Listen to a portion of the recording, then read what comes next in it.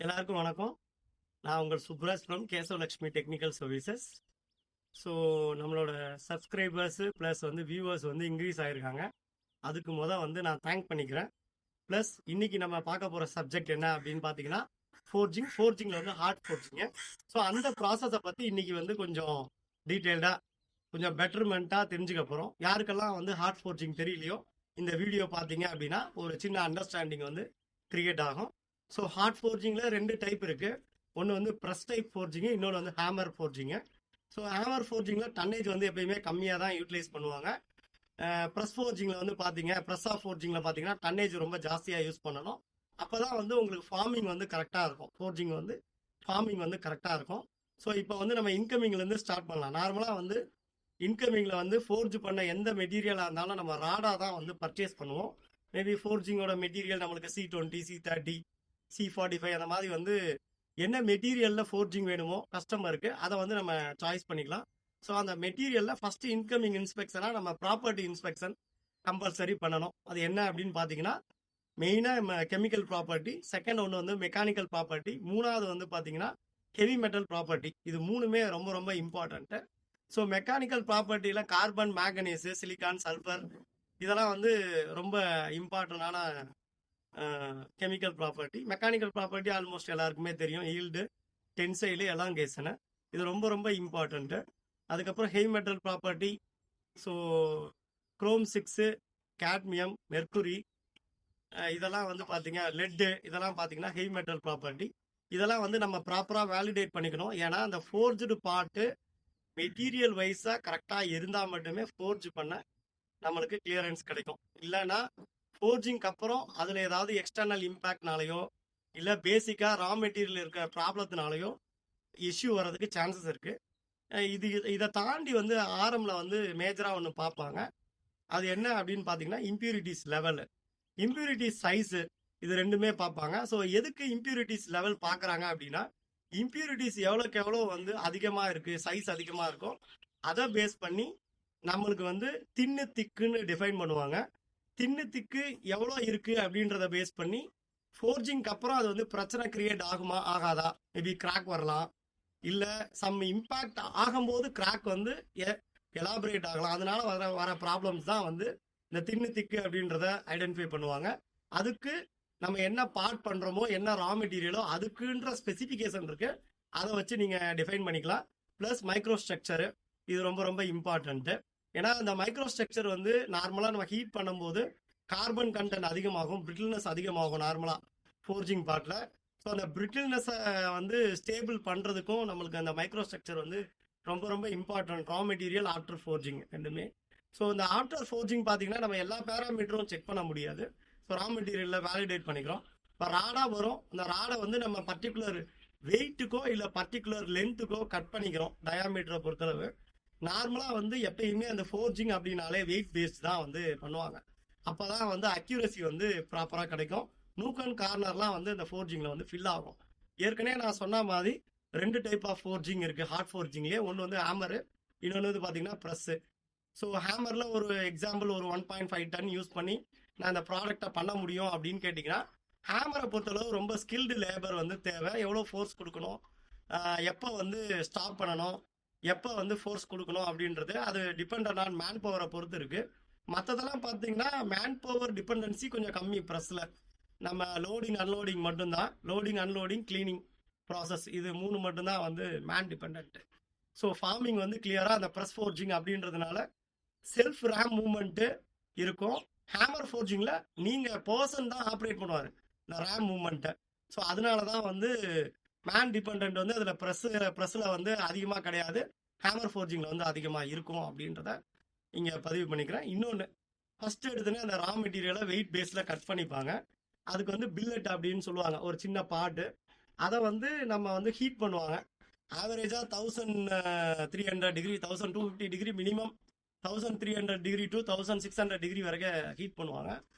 ஹீட்டில் ரொம்ப ரொம்ப இம்பார்ட்டண்ட்டு. அதை நம்ம எந்த ஒரு இதை சூடு பண்ணும் போதும் அதுக்கு ஒரு லிமிட் இருக்குது. ஹீட் பண்ணும்போது லிமிட்டை தாண்டி போயிடுச்சுன்னா மெல்ட் ஆக அதிக வாய்ப்பு இருக்குது. லிமிட்டுக்கு கம்மியாக இருந்துச்சுன்னா ஃபார்மிங்கே ஒழுங்காக நடக்காமல் வாய்ப்பு இருக்குது. ஸோ அதனால் அந்த டெம்பரேச்சர் மெயின்டைன் பண்ணுறது கிளியராக இருக்கணும். பில்லட் ஹீட்டிங்னு சொல்லுவோம். பில்லட் ஹீட்டிங் வந்து டைரக்டாவே கன்வேயர்ல வந்து பாத்தீங்கன்னா ஃபோர்ஜிங் ஃபர்ஸ்ட் ஃபார்மிங்க்கு போயிடும். இந்த ஃபர்ஸ்ட் ஃபார்மிங்கை ப்ரீ ஃபார்மிங் அப்படின்னு நம்ம சொல்லுவோம். ப்ரீ ஃபார்மிங் போஸ்ட் ஃபார்மிங்னு 2 ஃபார்மிங் இருக்கும். ஸோ ராடா இருக்கிறதுனால அது ஒரு ப்ரீ ஷேப்புக்கு ஃபார்ம் பண்ணிட்டு அதுக்கப்புறம் தான் போஸ்ட் ஃபார்மிங் வந்து நார்மலா நம்ம பண்ணுவோம். அப்படி பண்ணா மட்டும்தான் நம்மளுக்கு வந்து கிளியர் ஃபார்மிங் கிடைக்கும் ப்ரெஸ்ல. 2 ஃபார்மிங்லயும் மோஸ்ட் ப்ராப்ளி இதே மாதிரி மெத்தடை நம்ம ஃபாலோ பண்ணலாம். மெட்டீரியலை பொறுத்தளவு வந்து பாத்தீங்கன்னா லோடிங் அன்லோடிங் பை ஆப்ரேட்டர் தான். ஆட்டோமேட்டிக் வந்து கொஞ்சம் டிஃபிகல்ட்டு. இதுக்கு எக்ஸ்பீரியன்ஸான ஆப்ரேட்டர் தான் வந்து தேவைப்படுவாங்க. சரி, ஓகே. அதுக்கு அடுத்து பார்த்தீங்க அப்படின்னா டைரக்டாகவே வந்து நம்ம ட்ரிம்மிங், நம்ம ஷேப்புக்கு வந்து நம்ம பண்ணிட்டோம்னா ட்ரிம்மிங்கு. சில ஃபோர்ஜிங்கில் வந்து பார்த்தீங்கன்னா ஒரு டிஃப்ரெண்ட்டான இல்லைன்னா ஒரு கிரிட்டிக்கலான ஷேப்ஸ் எல்லாம் இருக்கும். அதெல்லாம் பார்த்தீங்கன்னா இந்த சிங்கிள் ஷேப்பிங்லேயே, அதாவது ப்ரீ ஃபார்மிங் போஸ்ட் ஃபார்மிங்கில் மட்டுமே கம்ப்ளீட் ஆகாது.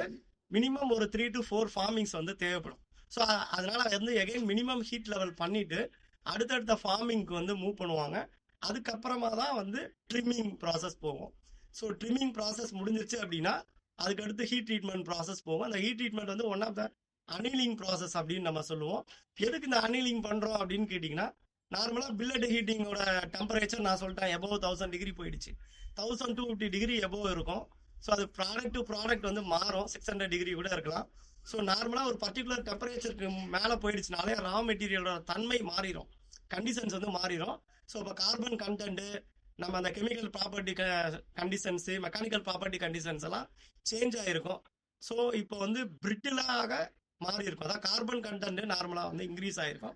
அதனால பிரிட்டில்னஸ் இருக்கும் பார்ட்டில். ஸோ எந்த ஒரு ஹீட் பண்ணாலுமே பிரிட்டில்னஸ், அதுவும் type of heat treatment process தான். ஸோ அதனால பிரிட்டில்னஸ் இருக்கும். பிரிட்டில்னஸ்னா ஈஸியாக ப்ரோக்கன் ஆக சான்சஸ் இருக்கு. ரொம்ப ஹார்டாக இருக்கும் மெட்டீரியல். அதை வந்து பர்டிகுலர் ஹார்ட்னஸ்க்கு ட்ரான்ஸ்ஃபர் பண்ணுறதுக்காக தான் நம்ம வந்து அனீலிங் அப்படின்ற ஒரு ப்ராசஸே நம்ம பண்ணுறோம். அனீலிங் ப்ராசஸ் பண்ணிட்டோம். அதுக்கப்புறம் பார்த்தீங்க அப்படின்னா நார்மேட்டிவாக வந்து அனீலிங் ப்ராசஸ் முடிஞ்சோன்னா சர்ஃபேஸ் எல்லாம் பார்த்தீங்க அப்படின்னா ஸ்கேலிங் எல்லாம் நிறைய ஃபார்ம் ஆகிருக்கும். அந்த ஸ்கேலிங்கை ரிமூவ் பண்ணுறதுக்கு ஷார்ட் பிளாஸ்டிங் ப்ராசஸ் நம்ம வந்து நார்மலாக பண்ணுவோம். ஸோ ஷார்ட் பிளாஸ்டிங் ப்ராசஸ் பண்ணிட்டோம். பார்ட் வந்து ஷேப் எல்லாம் கரெக்டாக இருக்குது, கொஞ்சம் ஃபினிஷிங் நல்லா இருக்குது அப்படின்னா அதுக்கப்புறமா காயினிங் அப்படின்னு ஒரு ப்ராசஸ் பண்ணுவாங்க. நார்மலாக இப்போ நீங்கள் காயின் பார்த்தீங்கன்னா தெரியும் உங்களுக்கு. 1 ரூபி காயின், 5 ரூபி, 10 ரூபி காயின்லாம் ஃப்ளாட்டாக இருக்கும் பார்த்தீங்கன்னா. இந்த ஃப்ளாட்டுக்கு என்ன ரீசன் அப்படின்னா காயினிங் அப்படின்னு ஒரு ப்ராசஸ் பண்ணுறாங்க. நார்மலாக பஞ்ச் பண்ணும்போது அதில் ஃபார்மேஷன் ஆகிற சிம்பிள்ஸு, இப்போ 5 ருபீஸ்னால் அந்த 5, அதுக்குண்டான வந்து நம்ம இந்தியாவோட நேமு, அதோட சிம்பிள்ஸ் எல்லாம் பார்த்தீங்கன்னா அது வந்து நார்மலாக ஸ்ட்ரைட்டாக இருக்காது, பெண்டாகி தான் இருக்கும் காயினை. அதுக்கப்புறம் அந்த காயினிங்னு ஒரு ப்ராசஸ் பண்ணி தான் அதை ஸ்ட்ரைட்டன் பண்ணுவாங்க. இதனால தான் அந்த ப்ராசஸ்க்கு காயினிங்னே நேம்.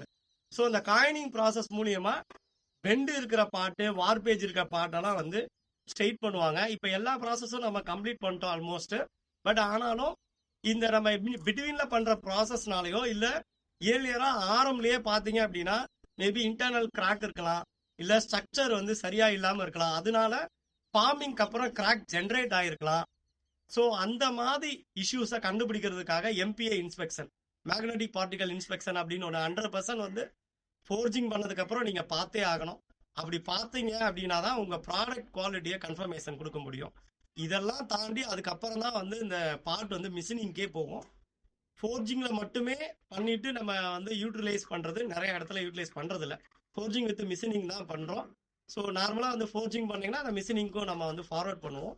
ஸோ இப்போ வந்து ஃபோர்ஜிங்கோட ப்ராசஸ் அப் டு எம்பிஏயோட க்ளோஸ் ஆகுது. Start from raw material inspection. Raw material இன்ஸ்பெக்ஷன்ல ஹார்ட்னஸும் ரொம்ப இம்பார்ட்டன்ட்டு. ஸோ அதையும் பார்த்துக்கோங்க. Chemical property, mechanical property, heavy metal property, hardness, micro structure எல்லாமே ரொம்ப இம்பார்ட்டன்ட்டு. ஓகேங்களா? ஸோ இதுதான் ஃபோர்ஜிங், ஹார்ட் ஃபோர்ஜிங் ப்ராசஸோட முழு இன்ஃபர்மேஷன் உங்களோட லேர்னிங்காக. நான் உங்கள் Supraj. Again I thank our subscribers and viewers.